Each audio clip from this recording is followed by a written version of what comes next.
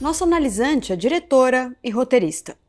Lançou seu segundo longa-metragem em 2023, Raquel 1 por 1. Selecionado e premiado em inúmeros festivais nacionais e internacionais, sendo o único filme brasileiro com estreia mundial no SXSW. Além disso, dirigiu seu primeiro longa em parceria com Esmir Filho, alguma coisa assim, para a Netflix. Uma coprodução Brasil-Alemanha, fruto do curto homônimo vencedor do Grand Prix na Semana Crítica do Festival de Cannes. Também dirigiu as séries As Seguidoras, para Paramount, e Santo Maldito, para Star Plus, além de outros projetos de ficção e não ficção, como o viral Tapa na Pantera. Escreveu e dirigiu projetos para Globo, Sony, GNT e TV Cultura. É uma das fundadoras da Residência Base, um projeto de imersão para desenvolvimento de dramaturgia, e da Greenlight Audiovisual. Eu sou Paula Febe, escritora e psicanalista. Somos o Divã de Singularidades e estamos no YouTube e Spotify. Por favor, curta e compartilhe este episódio. É isso que vai fazer com que a gente consiga continuar produzindo esse conteúdo para vocês. Bem-vinda, Mariana Bastos!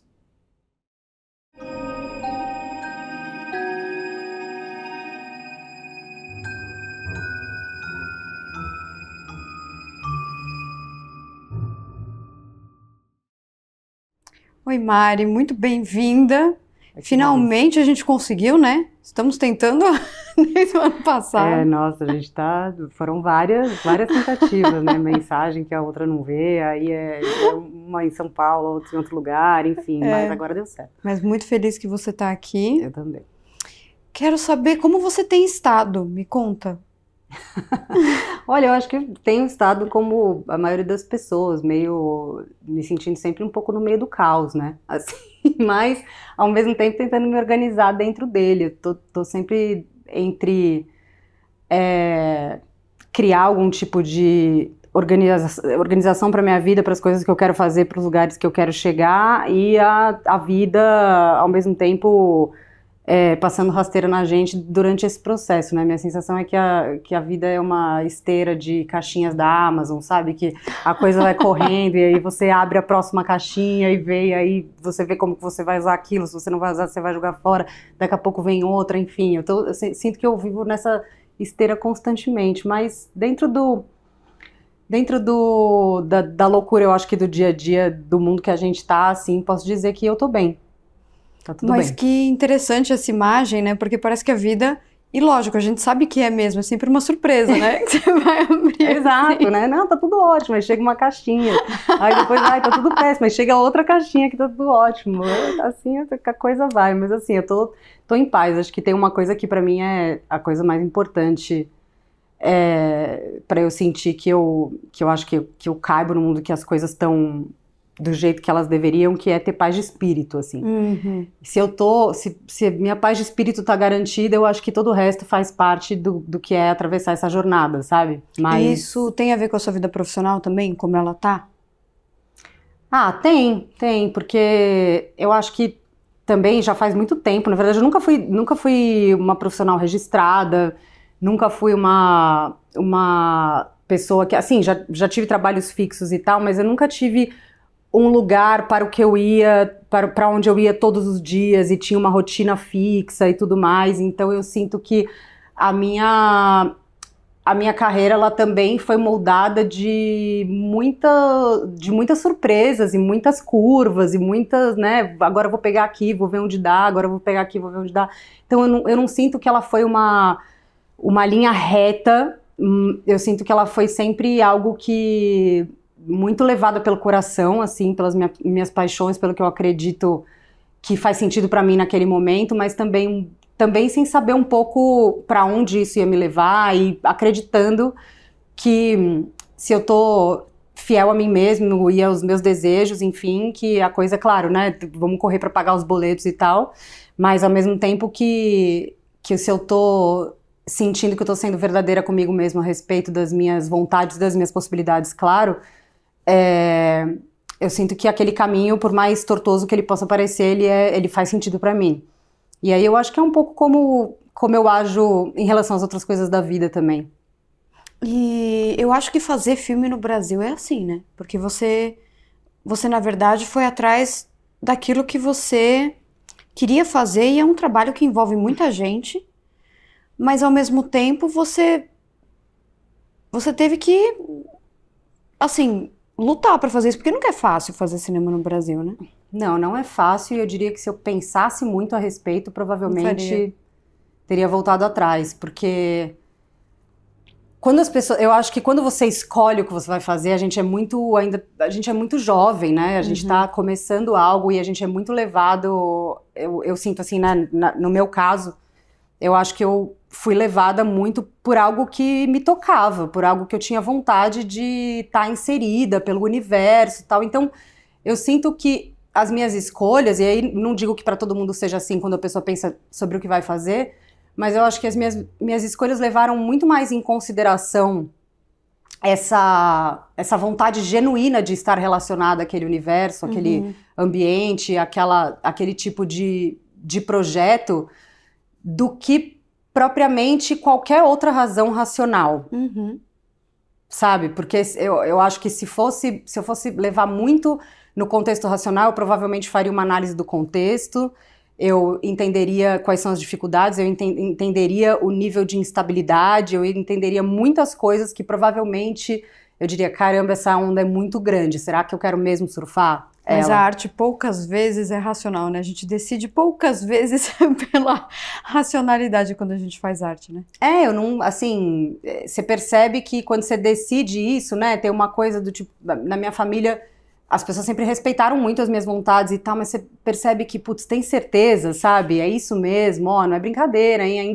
E ainda quando eu resolvi fazer isso, o Brasil, ele tinha menos opções ainda, possibilidades e financiamentos e, né, então assim, era uma coisa que o campo era mais mato do que é hoje em dia, né, hoje em dia a gente tem muito mais possibilidades, apesar de a gente ainda estar brigando por muitas novas, enfim, leis e políticas de Estado, enfim, para facilitar isso, a internacionalização do nosso cinema e tudo mais, naquela época era bem pior.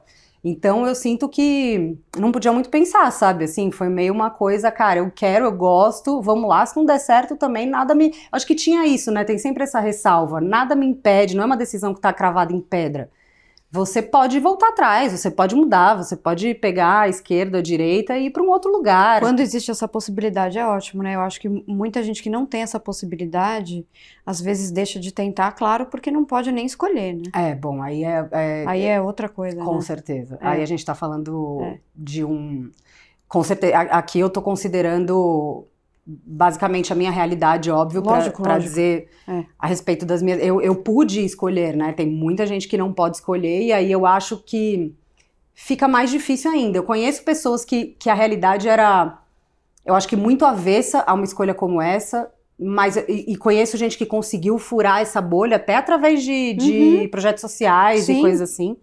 Mas fica mais difícil porque dependendo de onde você tá, você não tem talvez uma estrutura familiar que possa permitir com que você erre. Às vezes você só tem que se comprometer em chegar com aquele dinheiro em casa e isso fala mais alto. E aí fica mais difícil, obviamente. Mas dentro do meu contexto, que é um contexto, claro, onde eu tive a chance e pude escolher, foi assim que as coisas meio que aconteceram. E você já pensava em audiovisual quando você era criança? Isso já era alguma coisa importante para você? Você lembra quando que isso surgiu na sua vida? Olha, eu acho que o áudio surgiu antes, porque o meu pai é músico. E o meu pai é um músico muito bom. Então, ele tinha muitas... Ele criava, ele compunha muitas coisas e compunha muitas coisas para público infantil também, e as histórias eram contadas através dessas músicas. Então ele musicava peças, ele fazia coisas, ele tinha letras muito incríveis e tal. Então assim, a minha casa Eu lembro dela ser uma casa muito musical, ouvia-se muito música e o meu pai tocava muito música, minha mãe estava sempre, a gente ia pra escola e era música, era música, era música. Quem é o seu pai? Desculpa, o nome dele. Meu pai chama Jorge, ele é um violonista,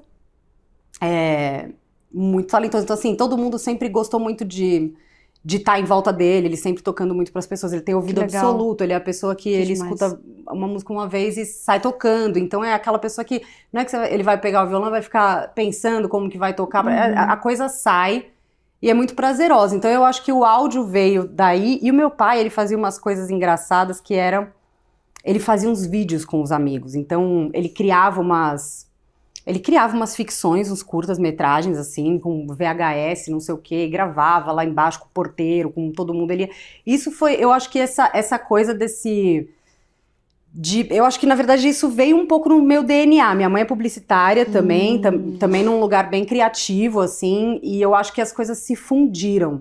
Então, eu acho que foi uma mistura de uma coisa que estava já na família, com estímulos diários, desde que eu sou pequena, assim, e ao mesmo tempo muito estimulada pela minha mãe, que foi uma pessoa que sempre se preocupou muito em trazer a cultura para perto de mim. Então ela sempre me levou no teatro, ela sempre me levou no cinema. E aí eu comecei a perceber que quando eu era pequena ainda, assim, mas já uma idade, sei lá, uns 10, alguma coisa assim, eu lembro quando minha mãe ia sair com meu pai, a gente ia ficar com uma babá. A coisa que eu e meu irmão, a gente ficava tramando com a babá era a gente ir na locadora pra pegar filme de terror. E ela ajudava a gente a fazer esses planos. Que demais então... isso! E vocês iam? A gente ia, a gente pegava. Porque, é óbvio, ela falava com a minha mãe, né? E a gente achando que era... Minha mãe não ia deixar, não sei o quê, mas ela falou, não, tudo bem, não pega alguma coisa muito... uma coisa que não fosse muito pesada e tal. Hellraiser. Pegava umas coisas assim, dava pra gente também tinha uma coisa, né, de subverter, de ver o que não podia ver, enfim, e eram noites, assim, que eles saíam, chegavam tarde, a gente botava os colchões na sala e ficava assistindo, e eu acho que isso começou a construir uma relação forte minha com o cinema, assim, para além dos filmes que, daquela época, eu acho que ET e Gremlins e todas essas coisas... Também é meio terror, né? Os dois, então, assim, tem uma coisa, né? Tinha umas coisas muito lúdicas, né, nos anos 80, assim, muito, meio, às vezes meio, uma coisa meio freak show, às vezes, assim, né? Mas eu amava, assim, e eu acho que esse composto, assim, dessa... Então começou com filme de terror. Eu acho que sim. Que interessante. Você falando agora, assim, claro, né, já tinha visto muita coisa, que eu falei, minha mãe me levava muito no cinema, tinha tudo isso, claro, eu já assistia coisas antes disso, né? Mas eu acho que assim, sabe quando você começa a ter o movimento de você ir atrás do que você vai assistir, queria ver, né? Do que eu queria ver. Era o que não podia. Era tipo, mas eu quero ver de terror, essa coisa, né, da sensação do medo. Como encontrar câmeras escondidas? 1. Saiba onde procurar. 2. Saiba por qual parte da câmera procurar. 3. Pense no melhor ângulo para a filmagem. 4. Procure por espelhos e itens de decoração em locais estranhos. 5. Confira bichos de pelúcia e relógios. 6. Apague as luzes e procure por indicadores de câmera. 7. Crie um detector de câmeras. Eu estou trabalhando num documentário agora que a pesquisa base é sobre o medo e dentro da questão da fantasia, do espetáculo. Que incrível. E por que a gente, às vezes, vai atrás de sentir essa sensação, né? Por que a gente, assim, porque é um negócio que apavora as pessoas, mas ao mesmo tempo, o que é sentir medo, né? Que é uma emoção muito aflorada, assim, e intensa.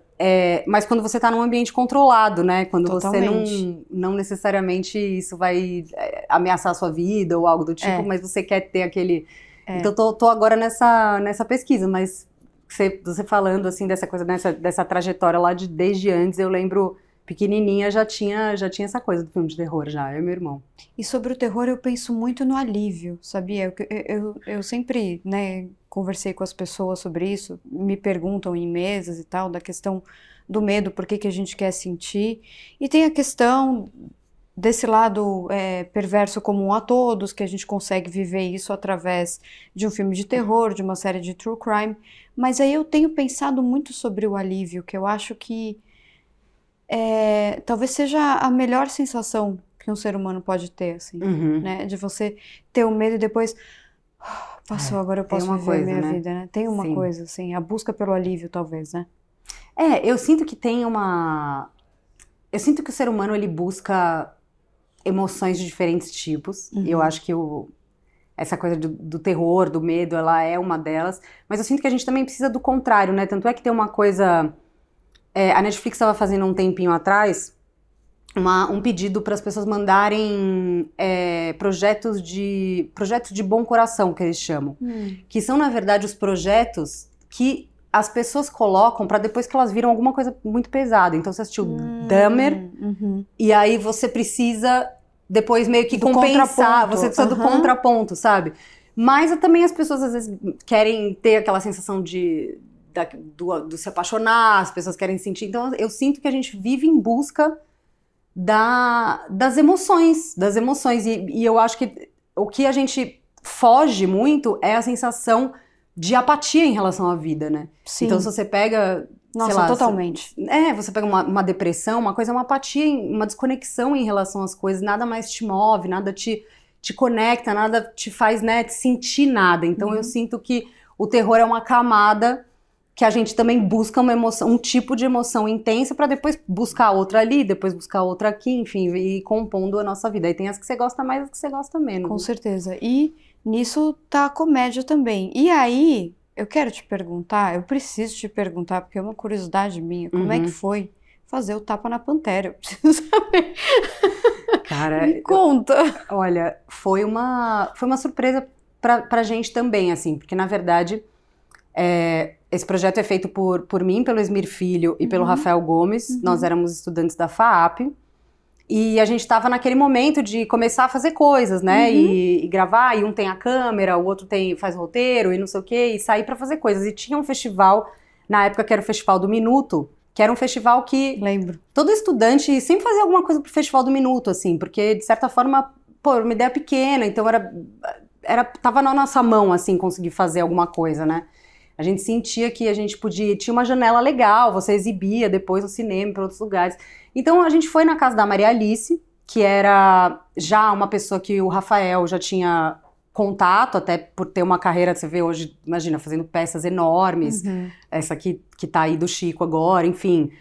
Mas ele começou com a Maria Alice levando ele para teatro e tal, porque tinha alguma relação com a família dele, e aí ela virou uma grande figura na vida dele. Então, logo que a gente começou a faculdade, a Maria Alice era uma pessoa de quem a gente ouvia muito falar e foi conhecer muito rápido, assim. O Rafael levou a gente pra conhecer, então... E eu acho que é aquele tipo de pessoa que, não importa na vida de quem ela tá, ela se torna uma grande figura, né? Não, porque ela é uma das... Assim, ela era uma das pessoas mais inteligentes que eu já ouvi falarem na minha frente. Incrível. Assim. Ela era impressionante. Impressionante, uma mulher muito fora da curva, assim, muito culta, e é muito doido, né, porque ela tinha uma carreira absurda já dentro do teatro, assim, mas dentro de um lugar mais underground, não era pop nem nada, e ela ficou muito conhecida por causa do Tapa na Pantera como uma velha maconheira, que era um negócio assim que você fala, nossa, pra ela era tudo sempre muito divertido, ela era muito aberta, ela adorava estar com as pessoas mais novas, tudo ela queria fazer, gente, quando vocês tiverem uma ideia, venham aqui, venham na minha casa, vamos fazer. Que legal. E a gente foi fazer, só que era um outro roteiro. Era um roteiro de uma mulher, de uma síndica que infernizava a vida da outra, não tinha nada a ver. E a gente gravou isso, que no final das contas ficou qualquer coisa, e aí ela começou a falar, gente, eu sempre tive umas ideias aqui, umas piadas de papagaio, umas coisas, vocês não querem fazer um outro vídeo também? E a gente começou a pensar nesse vídeo ali, meio na hora, e começamos a gravar, e a gente perguntava coisas pra ela, e ela falava, e a gente gravou bastante coisa. Eu acho que, para além do carisma da Maria Alice, óbvio, eu sinto que o que fez do Tapa na Pantera o sucesso que ele virou foi como a montagem trouxe a sensação, às vezes, da perda de contexto, dela estar meio viajando e tudo mais. Então, eu sinto que de tudo que a gente fez ali, muito no improviso e tal, a montagem criou um roteiro que foi muito bem sucedido. E a gente fez isso pro Festival do Minuto também. Até que um dia, aí a gente começou a inscrever nos outros festivaizinhos, Gramado e tal, a gente começou a receber umas ligações, falaram, a gente achou muito bom, mas a gente tá com medo que a atriz seja presa por apologia. Umas coisas assim, a gente, então não vamos mais, né? Tipo, imagina, Maria Alice é uma senhora e tal. E aí depois disso, a gente descobriu que alguém tinha jogado na internet. Quando a gente submeteu para algum festival, alguém jogou isso na internet. Uau! E aí falaram, olha, tá no YouTube. E a gente, mas o que é o YouTube? Não, gente, não pode, porque agora nenhum festival mais vai aceitar. Porque é assim, né? Na verdade, até hoje eu acho que tem os festivais que você manda pro festival antes e só depois pode ser liberado no YouTube. Exato, você perde o ineditismo. E aí você não passa mais. Então a gente ficou meio, a gente não vai, caiu na internet, a gente não vai conseguir, a gente ficou atrás meio, como que a gente faz pra tirar, só que assim, aí os números começaram. Eu lembro, foi um sucesso absurdo. Não, absurdo. Foi absurdo e foi, eu acho que um divisor de águas na história dos virais do Brasil, porque existia um viral antes que tinha feito muito sucesso, mas que foi uma coisa completamente espontânea, no sentido que foi a entrevista do Sanduíche Ishi. Como obra de ficção, não tinha acontecido. Então, assim, virou uma coisa do tipo, como assim esses três que gastaram R$30 pra fazer esse vídeo subiram na casa dessa mulher uma tarde que estão alcançando milhões de pessoas? E pra você, como foi isso? Porque era um momento que o YouTube tava começando, os virais estavam começando, e aí você vê um vídeo que você fez? Não, e aí a gente ficou todo mundo muito surpreso, assim, né? Nós três, gente, o que tá acontecendo? Porque eu comecei a ouvir as pessoas falarem disso na rua. Você viu que eu mandei o vídeo não sei o que lá pra você, de uma velha doida, e não sei o que. Assim, comecei a escutar. E aí as pessoas começaram a me apresentar como, essa é a Mariana, ela fez o Tapa na Pantera, ficou o sobrenome dos três durante aquele ano. Até hoje, o Tapa na Pantera... Tanto é que eu tô aqui te perguntando. Exato, ele é bem icônico e assim... Eu amo ter feito, né? Mas foi uma coisa que, de repente, assim, as pessoas também queriam que a gente repetisse sabe, assim, começaram a vir as marcas, a gente quer que vocês façam um viral, gente, não é assim, a gente não sabe como isso aconteceu, foi um movimento super natural, não teve nenhuma estratégia nisso, ninguém vai conseguir repetir isso, não é assim, né? Mas foi muito interessante porque eu acho que naquela época a gente não ganhou dinheiro nenhum, porque nem se falava de você ganhar dinheiro no YouTube, não existia você ser pago por visualização, não existia nada disso. Mas ao mesmo tempo teve uma coisa que não tinha ninguém que não abria a porta pra gente sentar pra apresentar um projeto, sabe? Olha só. Abriu muita porta nesse sentido, as pessoas queriam... E merecido, né? Merecido, sem dúvida. Eu acho que foi meio um case de sucesso, né? Foi muito legal, assim.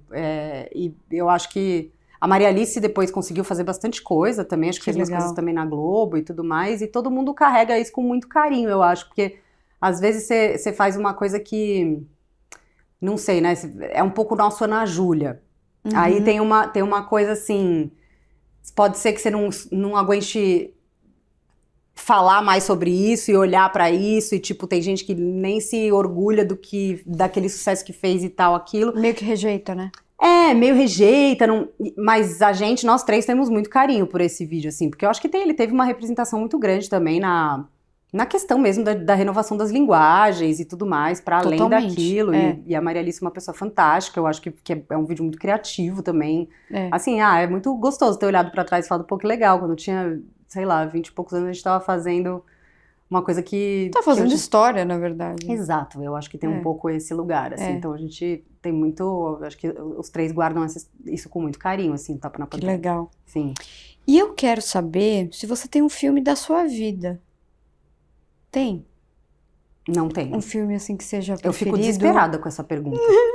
Juro, sabe por quê? Porque por causa disso que eu tenho, eu acho, como pensamento, que eu nunca fiz uma tatuagem. Porque assim, eu sempre acho que vai aparecer uma outra coisa que poderia ter sido melhor depois, ou que depois não vai mais fazer muito sentido pra mim aquilo que eu fiz.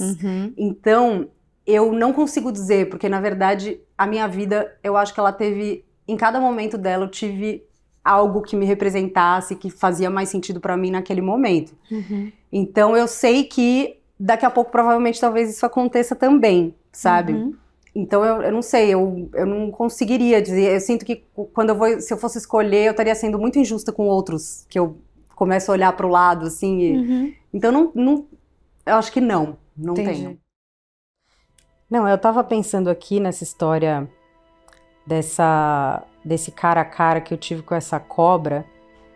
E aí eu fico pensando se às vezes às vezes a gente cruza umas pessoas que a gente nem conhece direito, mas a gente já sabe que a gente não gosta muito delas. E aí eu fiquei pensando, será que é porque quando eu olho para essas pessoas, no fim eu associo a imagem dessa cobra olhando para minha cara, assim, e de certa forma isso está plantado no meu inconsciente, e eu crio essa relação de pessoas que podem ser sorrateiras e surgir do nada e abocanhar a gente quando a gente menos espera. Que as pessoas falam muito ai, essa pessoa não tem uma energia muito boa, mas sei lá, às vezes eu tô vendo essa cobra aí em todo mundo que eu não gosto já de primeira, sabe? E pensando na sua infância, adolescência, assim, sua constituição mesmo, né? Uhum. O que você acha que você traz dessa fase, que você consegue ver até hoje em você, que é de fato muito significativo para você ter se tornado quem você se tornou, assim? Não sei se é criatividade ou alguma coisa que você consiga enxergar que você traz até hoje, assim.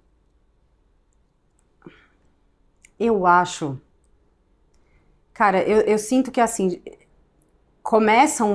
tem um momento da sua vida que você começa a ver que algumas características suas se ressaltam em relação a das demais pessoas. Cada uma vai ressaltando um tipo de característica, né?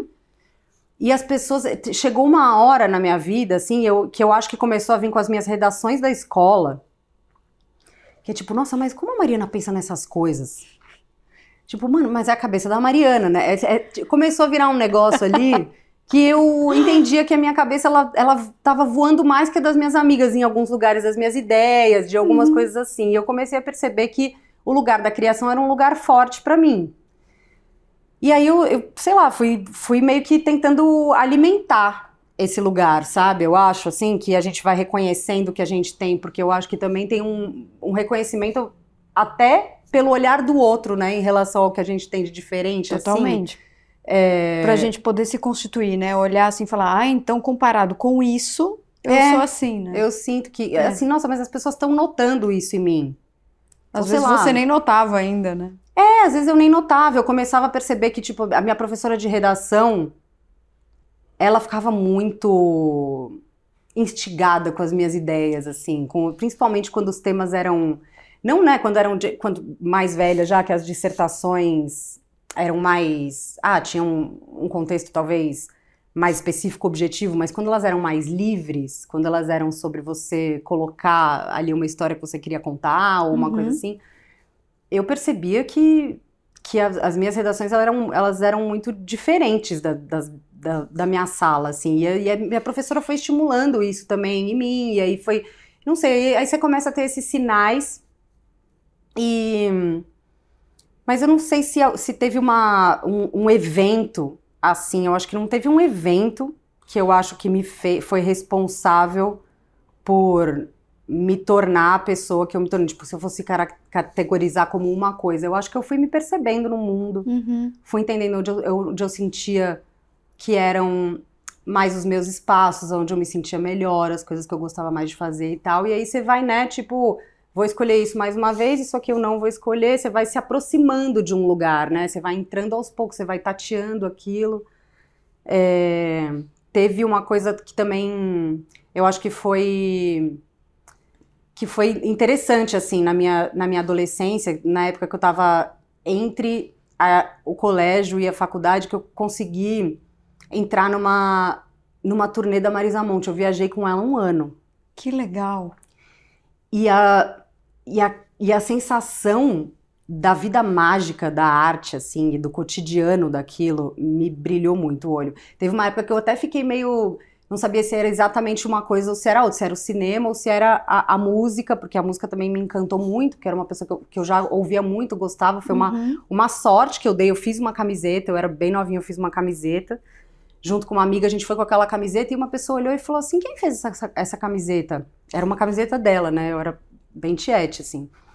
E aí, aí eu falei, eu que fiz, eu e minha amiga, né? A gente não gosta muito normalmente das camisetas. Ela falou, eu também não gosto muito das camisetas. Se eu contratasse vocês pra fazer essas camisetas e irem vender nas turnês, Que incrível. vocês fariam isso?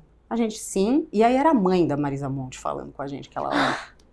E aí ela contratou a gente pra gente criar os produtos e pra gente ir com um carrinho que ia vendendo essas coisas. E aí você entra lá e aí, sei lá, a gente começou a virar estagiário de produção e tal, mas Que incrível. aquela sensação do almost famous, Sim. eu meio que vivi aquilo. Aham. E isso também, eu sinto que isso me fez também do tipo...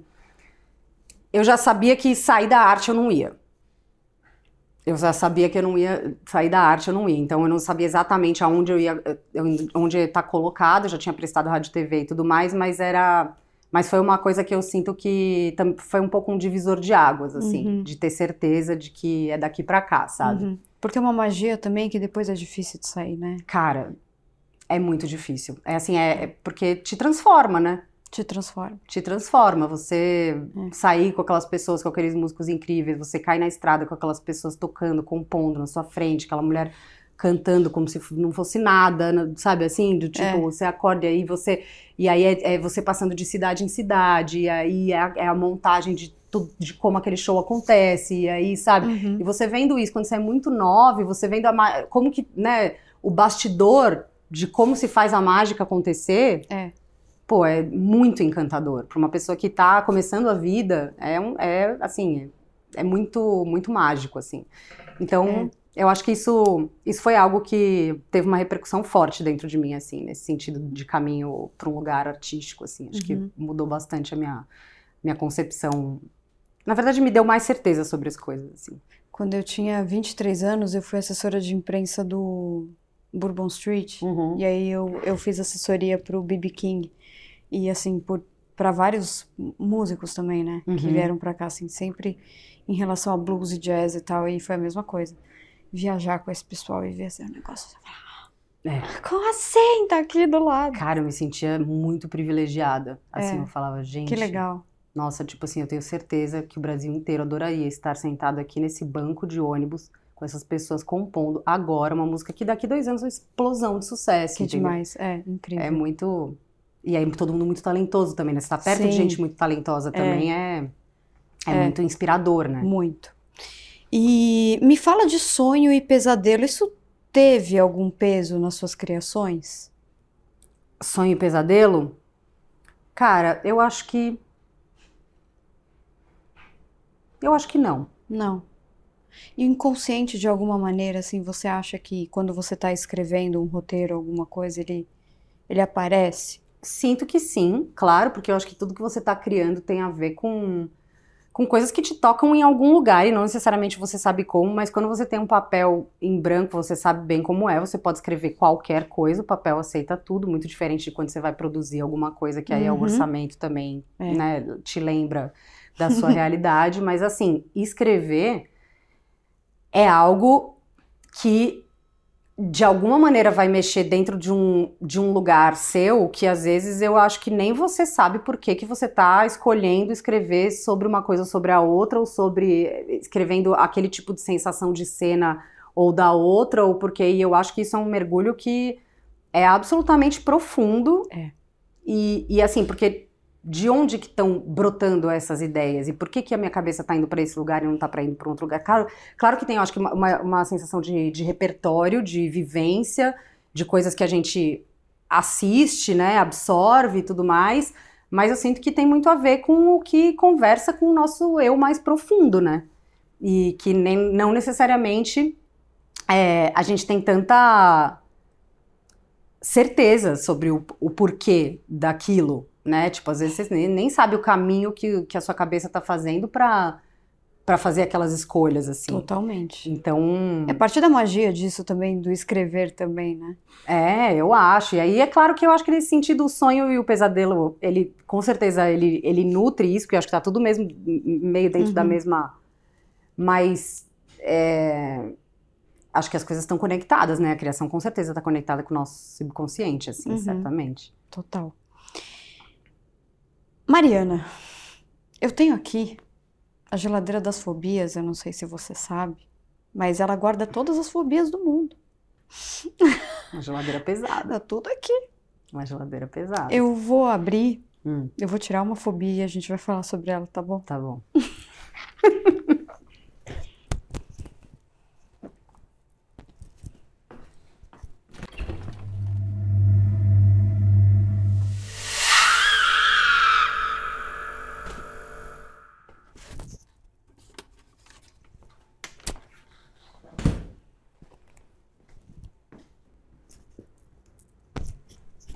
Cromofobia. Cromofobia é fobia de algumas cores.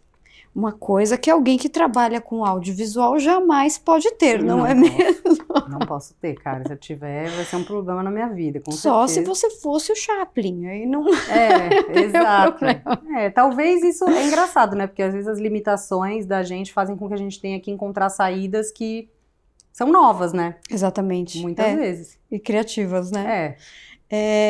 Você tem alguma fobia? Fobia, eu diria que é um lugar muito extremo. Medo irracional. Eu acho assim, eu tenho uma questão com a altura, mas que eu não deixo de me colocar em determinadas situações por causa disso. Mas assim, eu chego a ter vertigem, assim, assim, me desequilibra. Se eu estiver num lugar muito alto, principalmente se eu não sinto que eu tenho muito suporte, muita estrutura, sabe? Se é um pouco baixo, se eu me sinto muito vulnerável, isso entra num lugar, assim, que pra mim é irracional, num lugar de realmente ficar meio confusa, assim, até, me desestabiliza. E eu acho que,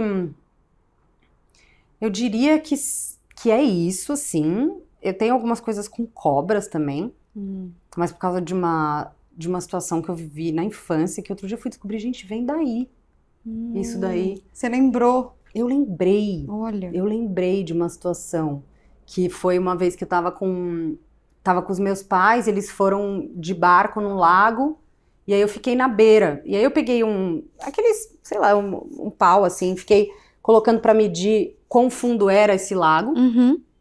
E aí, quando eu tirei assim, subiu uma cobra d'água e me olhou na cara, assim, era eu e ela e eu pequena.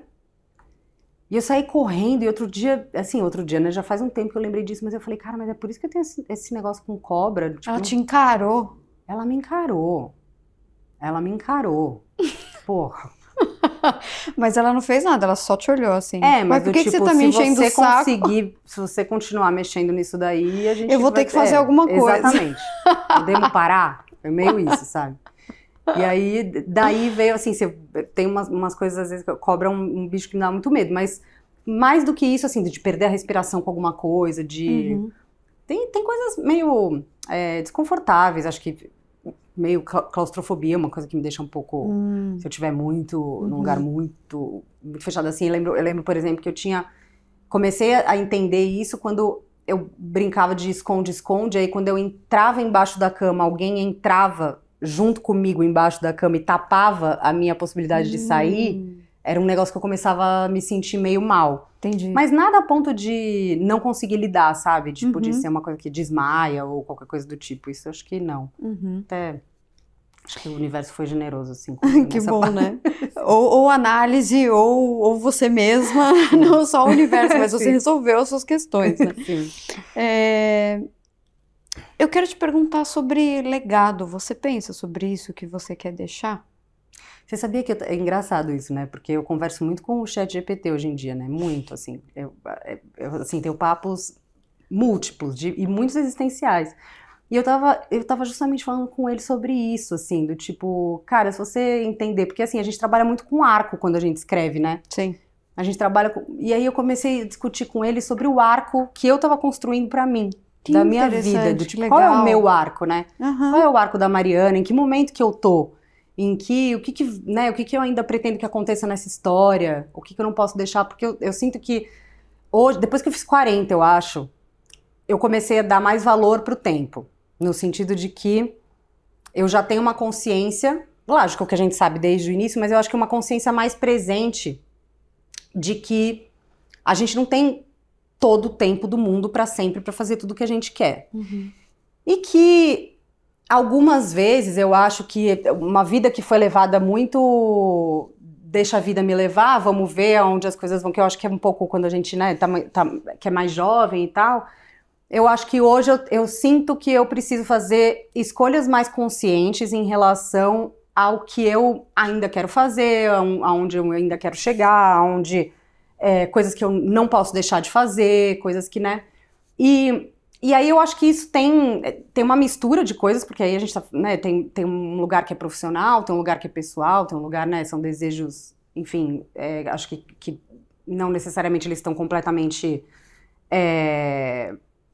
conjugados, às vezes estão em trilhos diferentes, mas eu sempre tive uma sensação assim de tentar deixar alguma coisa que tivesse sido muito verdadeira pra mim. E eu não sei o que é isso exatamente, porque outro dia eu tava pensando, nossa, eu fiquei muito numa dúvida desde que eu fiz meu último filme, de qual que ia ser o meu próximo filme. Porque eu sempre penso numa parede com os posters. E qual seria o próximo pôster? Que legal. E se você pensa nisso enquanto, sei lá, enquanto vida, né? Nossa, se você for pensar em termos de carreira, do tipo assim, é uma filmografia, é uma coisa meio multidisciplinar, é uma coisa, o que eu ainda quero investigar? Será que eu preciso ficar tão numa linha só? Será que eu não abro outros? E eu tava investigando isso, mas assim, é uma conversa longa essa com o ChatGPT, não é que a gente ainda tá tendo ela, né? Mas eu tenho tenho feito um esforço para tentar descobrir maneiras mais conscientes de ter um pouco mais de noção da construção desse arco. Mas a resposta mesmo é bem ainda uma interrogação, né? É difícil isso, cara. É difícil porque a gente também vai mudando, as coisas vão, né? A vida também vai falando, e vai pra caminhos que a gente não imagina. Vai pra caminhos que tem muito imprevisto, tem coisa que te muda, assim, tem boas e ruins, né? Coisas que acontecem que falam, tipo, cara, esquece, assim, maquina aí seus planos, mas assim, saiba que pra tirar todos e jogar fora também é assim, ó. Mas a gente tem que ter um pouco, pelo menos algum faro, né? Do que a gente quer, pra gente também não se perder muito, porque se perder eu é acho difícil. que alguma estrada, né? Pode ser que ela seja tortuosa, que ela mude ali, mas saber mais ou menos uma linha, né? Sim. Que eu acho que nem a gente na verdade. A gente tem a nossa Constituição, aquilo que não muda. Sim. E aquilo que você fala, não gostava disso aqui, mas agora eu gosto, disso aqui eu não gosto mais. Sim, né? sim. É isso. Não, e se você pensa essa palavra o legado, né? É porque eu tenho muita, assim, a minha sensação é de ter completamente noção da minha insignificância, sabe assim? Então, pra mim, é um pouco, por exemplo, eu vejo alguns amigos falando, não, mas eu quero ter um filho pra continuar o meu legado, eu quero, sei lá, eu não quero ser esquecida, eu quero deixar na arte do meu país o meu nome e tal. Cara, eu não tenho nenhuma, assim, pra mim, eu preciso que isso aqui seja uma experiência válida. E que se eu puder construir coisas que sejam legais, ou inspirem outras pessoas, ou façam com que elas tenham bons momentos, seja lá quais eles forem, se eu puder. Mas eu sinto também que, às vezes, assim, a minha cabeça também vai para um outro lugar. Às vezes eu queria estar mais conectada com um lugar de mais transformação social, por exemplo. Às vezes, então, assim, tem muitas coisas mas tem muito a ver com a minha experiência, não com o que eu vou necessariamente deixar. Sim, até porque a gente não controla, né? O que fica depois, no final das contas.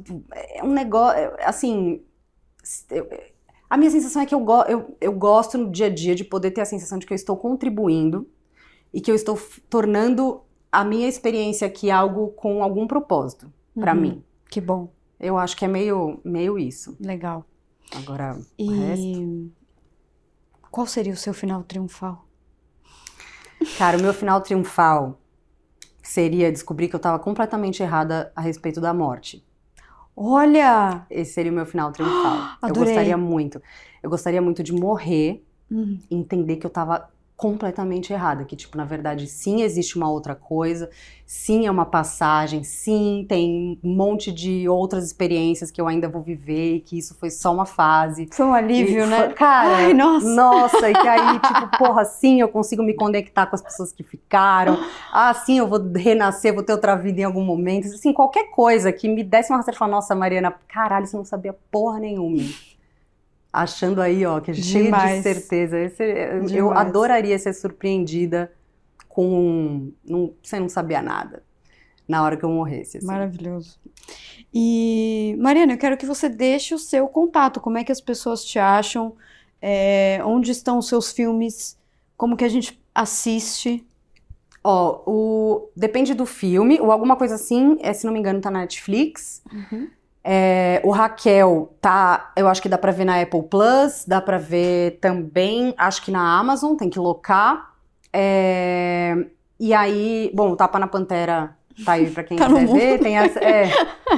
Tem 2 séries que eu fiz, mas aí não são são séries que eu fui chamada pra dirigir, não são séries minhas, então acho que não vem ao caso dizer.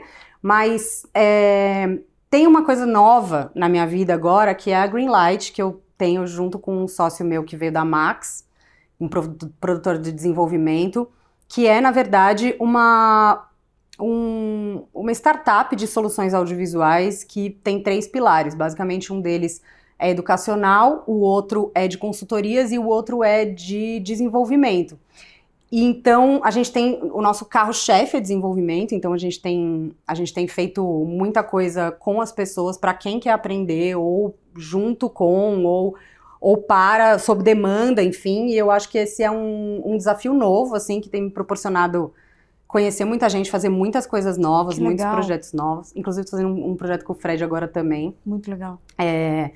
E eu sinto que isso tem brotado novas sementes, assim, sabe? Então, acho que quem quiser seguir a página é greenlight.av no Instagram, e lá a gente também atualiza muitas pessoas a respeito do mercado audiovisual, a gente fala muito sobre as oportunidades, festivais, editais, etc. E eu sinto que isso tem aberto muitas possibilidades, inclusive de começar a construir coisas com novos parceiros, enfim. Muito legal. É muito interessante. A gente tá bem empolgada, assim. Demais. Muito obrigada, viu? Imagina, eu que agradeço. Fim da nossa sessão.